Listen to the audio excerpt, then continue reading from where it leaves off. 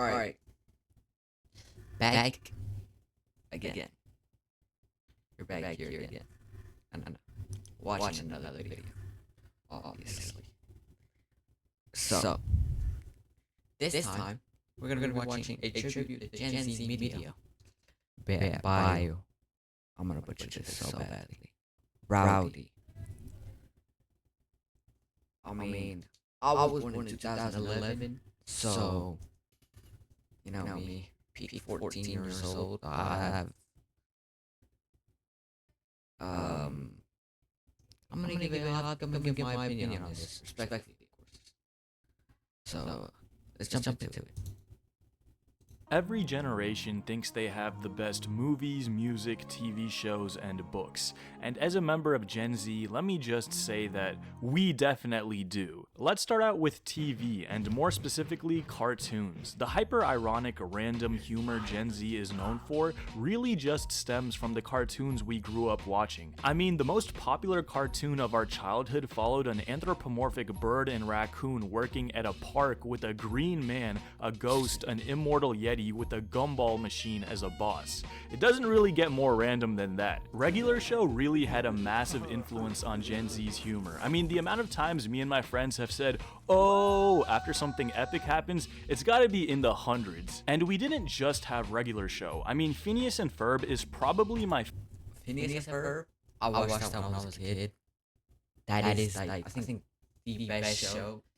In my opinion, one of the best shows, like that I've watched. So, I mean, I love Phineas and Ferb. I love Phineas and Ferb.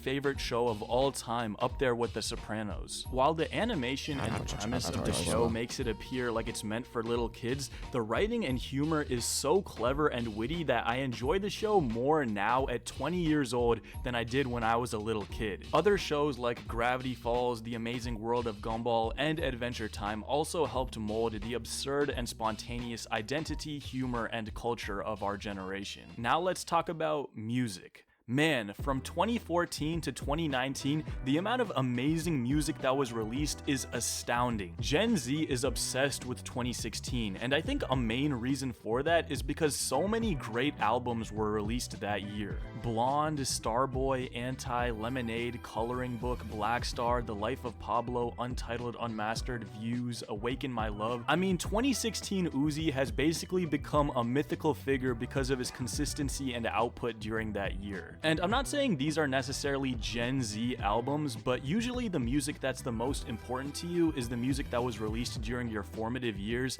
and I just gotta say, we low-key win. Like, yeah, I'll admit we didn't have Michael Jackson or Biggie or Wolfgang Amadeus Mozart, but bro, do you know who we got? My man Fetty Wap. Listen, I'm not even being ironic. Fetty Wap at his peak had the entire world in the palm of his hand. Bro, I know you remember 1738 and I got this sewed up. And he had other hits like My Way, RGF Island, and again, Fetty Wap was really the king of writing hooks. I don't want to sound like too much of an old head, but modern pop music to me sounds like Right, I'm gonna ask a genuine question. Like, didn't he re-popular, like, kind of become popular again, or like some of his old music become popular again, and like this year? Because I swear I've heard that song, and it's not because I was born. It's not even about what year I was born. It's mostly because like I just keep on hearing on social media. I have no idea what exactly is up with that, but I mean. For sure. I never really listened to any type of music when I was a kid, so I don't know any of these music. That's how I was kind of a fan from listening to any type of music. it's lacking creativity. Everyone kind of sounds the same and is trying to hop on trends, and when someone new does come with an original sound, it's shocking. I miss the days when upcoming artists like Travis Scott, Tyler the Creator, and Frank Ocean were experimenting and pushing boundaries of their genres. And while these guys are still at the top of their game, the new artists to take their place just don't do it for me. I still remember I was in 8th grade when Igor dropped, and I was blown away. It was equal parts soul, pop, and hip hip hop. There was a complete narrative through the entire album. The music videos were beautiful. It was creativity at its peak. The greatest thing about this era of music was that there was something for everyone. There were plenty of pop radio hits, hip hop was going through its second prime, new wave R&B was on the rise, and artists were starting to mature and find their own sound. I couldn't be happier with the music Gen Z grew up with, and the same goes for video games. If there's one video game that would define our generation, it's obviously Minecraft. I really don't know what to say about Minecraft that hasn't already been said. I still fondly remember the days of hopping in worlds with my friends and building roller coasters, mansions, and having full-scale battles. It was the perfect escape, simple yet dense with content, complete freedom. The same goes for Minecraft's equally popular but wilder little brother, Roblox. There was really something for everyone in Roblox. Sports games, fashion games, tycoon games, mystery games. There was so much content and room for creativity and fun for a young mind. And I think we can all agree that sports games peaked during our childhood. 2K16 is probably my most I remember playing. I think I remember playing Roblox. I remember playing Minecraft. Not too much. I didn't play really much Minecraft. I did. It was probably like that knockoff you got for free on the app stores. Or I remember playing the Mario vs. Sonic Olympics. That one was good. I remember playing that one a lot. I remember playing that. Like my cousin had it. I like me and my brother used to play that so much. That's the only thing we play on his system. Oh no. Most played game of all time. It really is the perfect basketball game, and bro, how can we forget those old FIFA soundtracks? I need to know now. Unfortunately, these days, sports games have been watered down to over-monetized recycled slop held hostage by corporate overlords. But I still remember the days of try-harding on my park and having intense battles with my brother on Madden. We even witnessed mobile games like Clash of Clans and Clash Royale take over the zeitgeist of our generation. Okay, I'm gonna be honest. I never played Clash Royale, but I always saw my brother playing it. I never took an interest. I recently started playing it, and I dropped it. I just maybe my brain is too fried to find that game fun. But I just did not find it. It's maybe too many sweaty plays.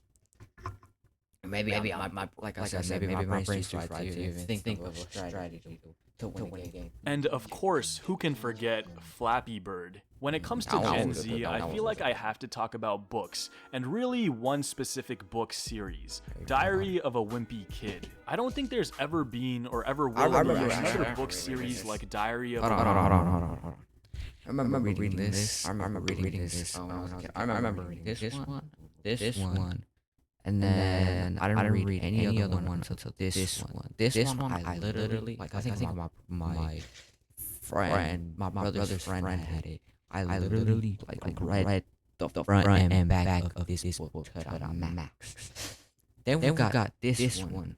This one was really good. This one I still have it. I think because it was like a loaner book in my school. I remember having the original version, like it was like these hard covers, not paperback. I remember having that one, and then I remember having the hard version. The paperback I got it, I think in seventh grade. So I only remember reading the front and back of this one, or was this one? It was one of these two though. Like I really read that one for some odd reason. I had such an obsession with that book.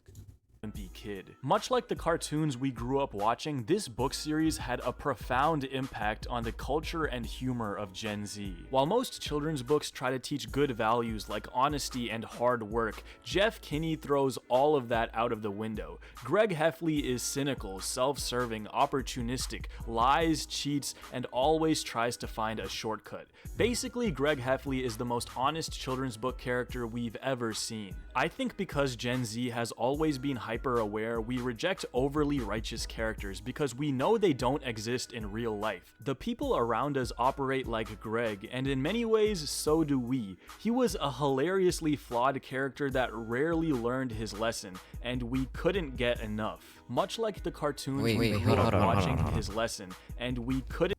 Alright, I keep stopping at these books because I was examining them. What are these? These are new ones for sure. I yeah, those are really new ones. They've even got like 3D version too. No, that's crazy. I mean, it's nothing wrong with it. Maybe to like what's it called, capture the attention of little kids, but it's just not like it's just not like old one maybe.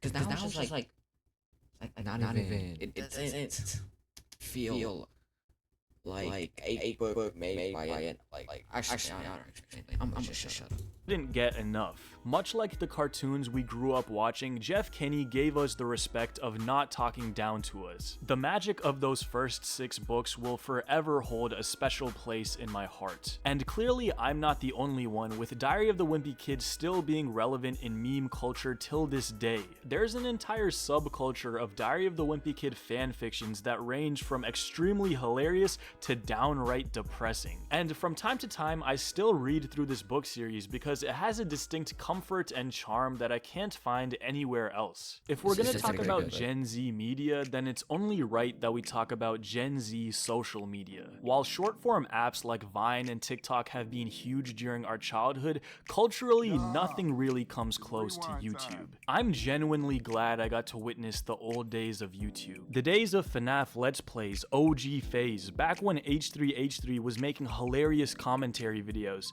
Casey Neistat's daily vlog, the rise of animation channels.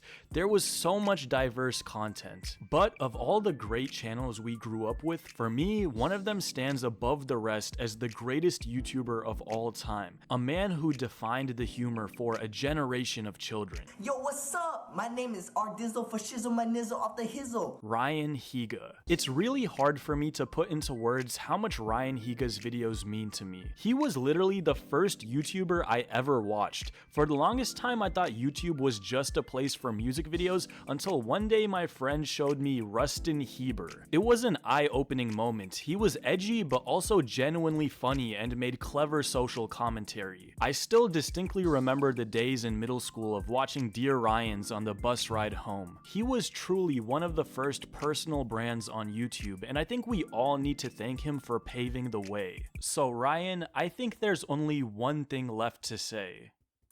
And follow me on Instagram. I'm posting there once we hit 40,000 subscribers. Okay. This is a little video. What I think my last comment on this whole video. I don't remember watching YouTube this much when I was a kid. I never grew up to be an iPad kid. I like I always played toys until I was like, oh no. But I never really gone on YouTube like that, so I wouldn't probably have seen them as much. I think the most screen time I had was getting on my mom's phone and just downloading the first ad I saw of a game, or watching Mickey Mouse Clubhouse. That's about it. Like watching kid shows, the old like Mickey Mouse Clubhouse. So at first that the little two genies, I forgot what the name is, and then talk stuff in. I think I remember, watching Bob Builder, a whole bunch of stuff. I never got on YouTube, so I never got to see those. And when I did, I was not watching. I was not watching that. I think that was like too deep into YouTube to really watch it. You really have to be there before. You have to be there in the beginning of YouTube to really find that. Or unless somebody told you, but I never got told any of that on YouTube. Anyways. With that being said, I enjoy you guys for spending time with me watching the video. Do whatever you feel like doing with this video. At the end of the day, I hope nobody tells you how to live your life. I'm gonna come back tomorrow, make another video. Because this is probably gonna be up till I finish high school. Probably not. I don't know what the plans are for the future. So, yeah. Thank you for spending time. And without further ado, I hope you have a great day. I'll catch you guys tomorrow. Bye.